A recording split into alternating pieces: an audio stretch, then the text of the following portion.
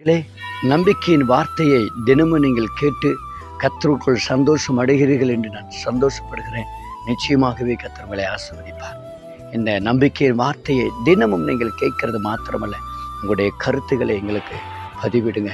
உங்களுடைய கருத்துக்களை எங்களுக்கு அதில் நீங்கள் பதிவிடலாம்.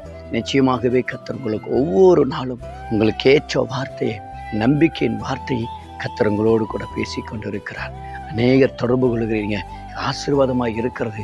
எங்களுக்கான வார்த்தையை எங்களோடு கூட ஆண்டவர் பேசுகிறார் என்று சொல்லுகிறீங்க. உண்மையாகவே நான் சந்தோஷப்படுகிறேன். உங்களுக்காகவே தினமும் நம்பிக்கை வார்த்தை, இந்த நம்பிக்கை வார்த்தையை நிமித்தம் தினமும் உங்களுடைய செல்ஃபோனில் நீங்கள் தினமும் பார்க்கலாம். நிச்சயமாகவே கர்த்தர் உங்களை ஆசீர்வதிப்பார். உங்களுடைய கருத்துக்களை பதிவிடுங்க.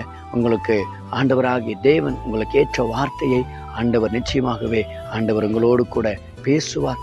லைக் பண்ணுங்க. கர்த்தர் உங்களை ஆசீர்வதிப்பாராக.